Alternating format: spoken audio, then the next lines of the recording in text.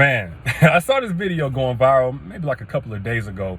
For those who can't tell what's going on, it's a man and his wife. I think this is in China, matter of fact, but they're in the hospital. They're waiting to take some type of test. It's taking a while. So, of course, there's no seats or people are in the seats, and the dude becomes like a human chair for his pregnant wife, right? So obviously that's dope for those reasons. But what I found most interesting was a lot of the feedback on the video. None of it too negative, but I saw people saying stuff like, oh, he's such a unicorn. They don't make him like that no more. Or they don't make men like that over here. And I'm not going to downplay what he did. What he did was dope. But I don't necessarily think he's a unicorn. Like, I think guys make these types of sacrifices for their woman all the time. We just don't see a lot of it. So it seems very rare. Like, first off, dudes who do these types of things from the heart, they're not trying to record themselves doing these types of things. They're too busy living. They're too busy serving and sacrificing for their woman. Secondly, the world is not really bent on positivity like that. You know, the world's not trying to catch a husband doing something really nice for his wife these days. That's just how it go. And then thirdly, a lot of times the sacrifices that a man is going to make, a good man is going to make for his woman, they're not as obvious. They're not as romantic.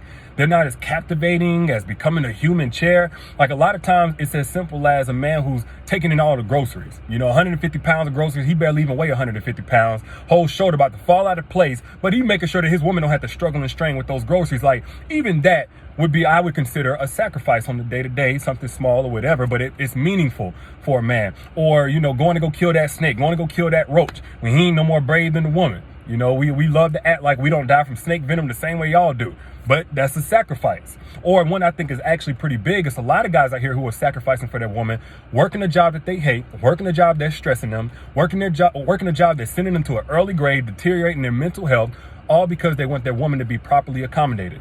Quiet as kept, a lot of dudes will be just fine thugging it out, you know, with a roommate or in their mama's basement or something like that, while that passion project or that business idea takes off. But they're working the job that actually pays to make sure that their wife or their kids, like their family, is straight, you know, because a woman want to walk around in whatever she want to walk around in or whatever else. Like, a lot of times the sacrifices look like that. So I think that actually happens a lot more than what we give guys credit for. Now, what I will say, if there's anything that sets him apart from somebody else, is not what he did, but it's the fact that he wanted to do it. Like, it wasn't a chore. Like, there's a big difference, you know, between sacrificing for somebody, sacrificing for your wife, and it's coming from a place of obligation, it's such a chore, and then sacrificing from a place of, this is the least I can do. This is what I want to do. This is what I enjoy doing. I don't think that's necessarily about him being a good man, but more so about him being an evolved man. Something I talk about in my book, Don't Forget Your Crown.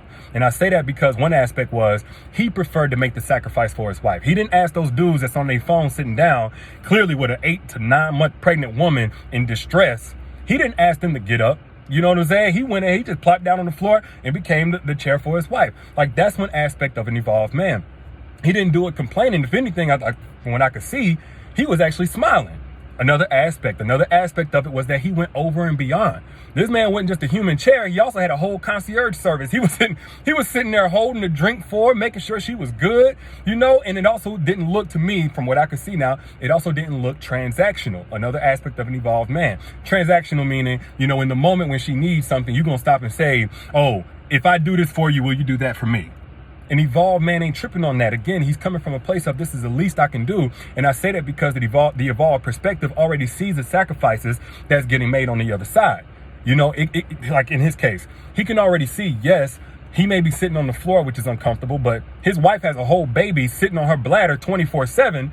Probably can't even get no sleep at night because she constantly has to go to the bathroom to empty out her bladder. So this is the least that he could do, you know. His leg may be going to sleep, the floor may be cold and hard and all of that kind of stuff, but nothing more uncomfortable than the whole pelvis shifting and bones shifting to make room for a baby to come through that canal.